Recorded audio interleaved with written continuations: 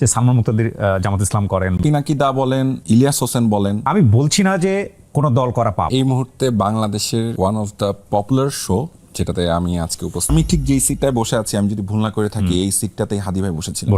কেউ যদি রুমে এসির মধ্যে মারা যায় আর কাউরি একদম গুলি করে মেরে ফেললো, আমার ভাইটা কি করছিল? কবরেই তো যাবে। তার মাথায় গুলি করে দিলেন। আর ব্যাপারটা তো এমন না যে যে এসির মধ্যে মারা গেল তার মৃত্যু কষ্ট কম। I am so proud of it. একটা ইনসাফের পক্ষে দাঁড়ানোর কারণে আমার এই মৃত্যুর মধ্য দিয়ে আল্লাহ তোমার মাফ করে দিতে পারে। কখন আমরা ওই যে একটা আমাদের অন্তরে তিনি অসীম সাহস নাজিল করেছেন, অসীম সাহস ভাই। এক মৃত্যু লক্ষ কোটি মৃত্যু ভয় দূর করে দিয়েছে। আমাকে আল্লাহ যদি আবারও দুনিয়ায় পাঠায় আমি কয়টা জিনিস চাবো? এটাও আমি বলতে চাই। উনি বলছেন যে কেউ বাড়িতে থাকতে পারবে না, বাইরে থাকতে পারবে না।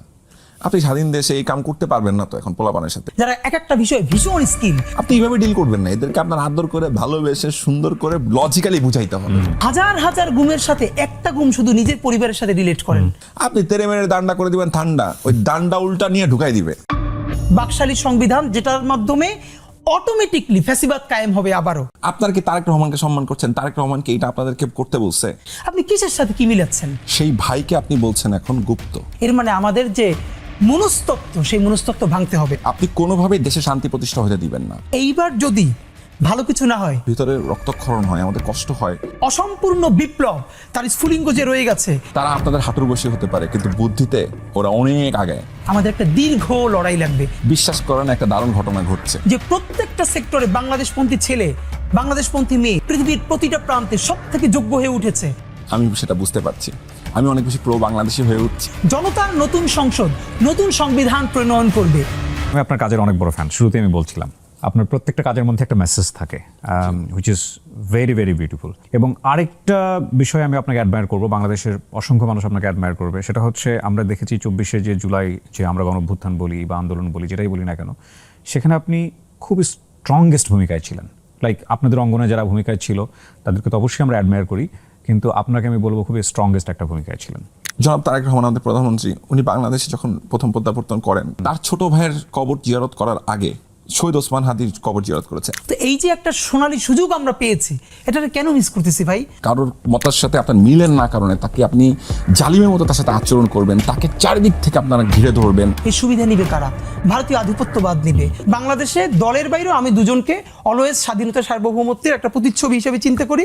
একজন হলেন শহীদ জিয়া আর একজন বেগম জিয়া। এটাই তো আমাদেরকে ইন্সপায়ার করছে। আমি কেন বিএনপি? আফসোস হলো বিএনপি বাংলাদেশের এত বড় দল, শহীদ জিয়ার মতো একজন মানুষকে নিয়ে আইকনিক 3টে উপন্যাস নাই। 5ই আগস্ট পরবর্তী সময়ে উনি একটা কার্টুন শেয়ার করেছিলেন, ওনার ব্যঙ্গচিত্র, হুইচ ইজ ভেরি গুড। বিবিসিতে একটা ইন্টারভিউ দিয়েছিলেন উনি।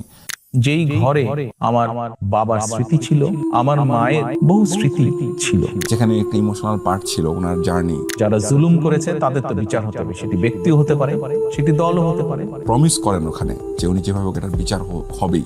যারা এসবের হুকুম দিয়েছে তাদের প্রত্যেকের বিচার হতে হবে। আপনি এটা যদি ঘোষণা দিতে পারেন তাহলে বাংলাদেশের মানুষ সত্যিকারের একটা সার্বভৌম বাংলাদেশ গড়তে পারবো। এটাই নতুন বাংলাদেশের প্রমিস। আসসালামু আলাইকুম কিবরিয়া ভাই, thank you for the compliment. And আমার খুব ভালো লাগছে যে এই মুহূর্তে বাংলাদেশের one of the popular show, আলহামদুলিল্লাহ, যেটাতে আমি আজকে উপস্থিত এবং ফাইনালি সেটা হলো, এবং আমি the one and only Kibria ভাইয়ের সামনে বসে আছি, কথা বলছি। না, অসংখ্য আমি আপনাকে অ্যাডমায়ার করছি আপনার কাজের জন্য, আপনার যেই কাজগুলো হয়েছে সেগুলোর জন্য। এবং আমি যে কেমন আছি যদি বলি, আমি বলবো আল্লাহর অশেষ রহমতে আলহামদুলিল্লাহ। আলহামদুলিল্লাহ। জি, আমাদেরকে যে অবস্থায় রাখেন না কেন সর্বাবস্থায় আলহামদুলিল্লাহ। বান্না ভাই, আমি আসলে সাধারণত যেটা করি যে একজন মানুষের অটোবায়োগ্রাফিকে এখানে পোর্ট্রে করার চেষ্টা করি। লাইক আপনার ছোটবেলা, আপনার কাজ, সমস্ত কিছু নিয়েই আমরা হয়তো ক্রোনোলজিক্যালি আগাতে পারতাম। ডেফিনেটলি সময় থাকলে আমরা সেদিকে যাবো, কিন্তু রিসেন্ট কিছু ইস্যুস যেটা আমি একটু শুরুতেই অ্যাড্রেস করতে চাই। আমি যখন আপনাকে নিয়ে একটু স্টাডি করছিলাম, যখন আমি মনে হলো যে আমি আপনাকে ইন্টারভিউ করবো, তখন রিসেন্ট যে বিষয়টা আমার কাছে খুব লাইক বান্না ভাই নামে সার্চ দেওয়ার পরে ফেসবুকে বা অন্যান্য প্ল্যাটফর্মগুলোতে বেশ কিছু আমি এটাকে কি বলা যেতে পারে, স্টিকার বা ছবি পেয়েছি যেখানে আপনাকে গুপ্ত বলা হচ্ছে, the word I can quote গুপ্ত। এবং এই গুপ্ত ওয়ার্ডটা সোশ্যাল মিডিয়াতে এখন খুবই যাকে তাকে ট্যাগ দেওয়ার একটা টেন্ডেন্সি আমি দেখতে পাচ্ছি, যেখানে আপনাকে খুবই ট্যাগ দেওয়া হয়েছে। আপনি এই স্টোরি কিছু বলতে চান? আচ্ছা, এটা কোথা থেকে এসছে সেটা একটু বলি প্রথমে। হ্যাঁ, প্রথমত হচ্ছে বাংলাদেশে এখন এমন একটা অবস্থায় আমরা আছি যেটা হচ্ছে 24 জুলাই পরবর্তী অবস্থা এবং 24শে জুলাই পূর্ববর্তী অবস্থা, দুটো ভিন্ন। যারা পার্থক্য করতে পারছেন না যে রাজনৈতিক পটভূমি এবং মানুষের মনস্তাত্ত্বিক কি পরিবর্তন এসছে, ঠিক সেই মানুষগুলোই মানুষকে এই ধরনের ট্যাগে যাচ্ছে বা এই ধরনেরভাবে আপনি যে কোনো ধরনের ট্যাগিং যদি সেটা আমিও করে থাকি কাউকে, সেটাও অন্যায়। যে কোনো ট্যাগিং আপনি করতে পারেন।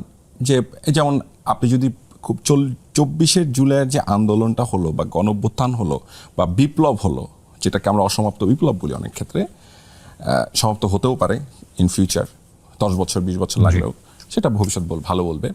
সো ওটা কিন্তু হলো একটা রাজাকার ট্যাগ দিয়ে, ঠিক না? সো আপনি আবার নতুন একটা ট্যাগিং নিয়ে আসলেন এবং সেটাকে আপনি কোনো না কোনোভাবে ব্যবহার করছেন। কাকে করছেন? আপনি ব্যবহার করছেন তাকে যে কোনো না কোনো একটা সময় আপনার সহযোগিতা ছিল, আপনার পাশের যোদ্ধাটা ছিল, আপনি তাকে একটা সময় অ্যাডমায়ার করতেন, ভাই বলে সম্বোধন করতেন। সেই ভাইকে আপনি বলছেন এখন গুপ্ত, এবং সেই গুপ্তটাকে দিয়ে আপনি কি করতে চাচ্ছেন? আসলে তাকে আপনি ঠিক তেমনভাবেই হত্যার যোগ্য তৈরি করতে চাচ্ছেন। আপনি তাকে হত্যাযোগ্য করতে চাচ্ছেন।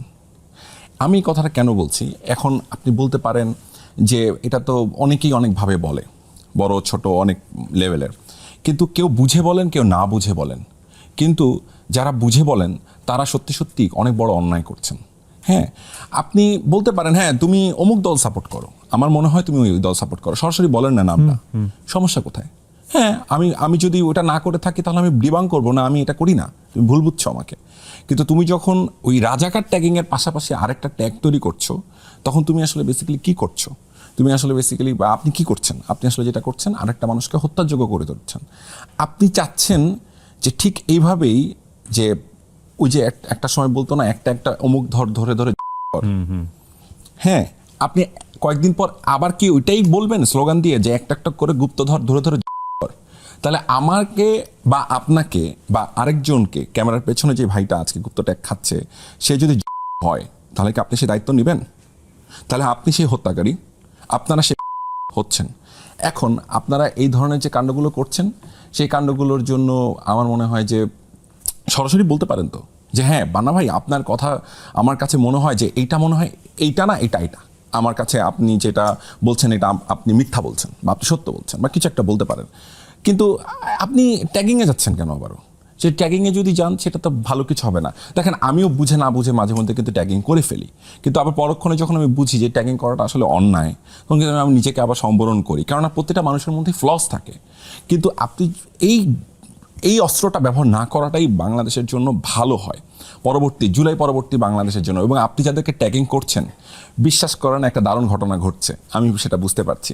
আমি অনেক বেশি প্রো বাংলাদেশি হয়ে উঠছি, আমি আরও বেশি মানুষের মধ্যে প্রো পিপল হয়ে উঠছি। মানুষ আমাকে আগের যে কোনো সময়ের চাইতে, এই যে আপনারা এগুলো করছেন না, এই কারণে আমাকে যে আপনারা কি ভালোবাসা দেওয়াচ্ছেন মানুষের কাছ থেকে, অসংখ্য ধন্যবাদ। আমি এটা একটু উল্টা করেই বলি, আপনারা এই ট্যাগিংটা আরও বেশি আমাকে করেন, যাতে আমি আরও প্রো পিপল হতে পারি, আমি আরও প্রো বাংলাদেশি হতে পারি, এবং আপনাদের মতো ইতর বদমাশদেরকে আমি চিনতে পারি। কারণ আপনাদেরকে চেনাটা জরুরি। আপনাদের মতো একটা কি বলবো, একটা মানে পোটেনশিয়াল কিলারদেরকে চিনা ফেলাটা আমাদের জন্য, মানুষের জন্য খুব জরুরি। এবং আরেকটা ইন্টারেস্টিং বিষয় ঘটে গেল, আমরা যখন অনুষ্ঠানটা শুরু করব তখন আমরা বলছিলাম, মানে সমসাময়িক অনেকগুলো বিষয় নিয়ে কথা বলছিলাম। রাইট, আজকের আগের দিন, আমি জানি না শোটা হয়তো 2 দিন পরে প্রচার হবে, যখন আমরা রেকর্ড করছি, বাংলাদেশ ব্যাংকের তিনি সাবেক গভর্নর রাইট নাও, তাকে যেভাবে বের করে দেওয়া হলো, ওই একই অ্যাক্টিভিটিস আমরা দেখলাম যখন আমাদের মানে অন্তর্বর্তীকালীন সরকার ছিলেন, সেটাকে বিভিন্ন পত্রপত্রিকায় লেখা হতো মব, আবার সেম জিনিসটাকে এখন বলা হচ্ছে বিক্ষোভ। জনরোষ হয়ে যাচ্ছে, এখন আবার বিক্ষোভও হচ্ছে, জনরোষও হচ্ছে। তার মানে বিষয়টা হচ্ছে কি, আপনি শব্দের খেলা খেলছেন এখানে, যে শব্দের শয়তানি বলি আমি এটাকে, শব্দের শয়তানি। আপনি শব্দের শয়তানি করছেন। আপনি একই কথাই হয়ে যাচ্ছে মব, একই কথাই হচ্ছে বিক্ষোভ, একই কথাই হয়ে যাচ্ছে জনরোষ, যখন আপনার যেটা প্রয়োজন। তাইলে এটা কেন মব হবে না?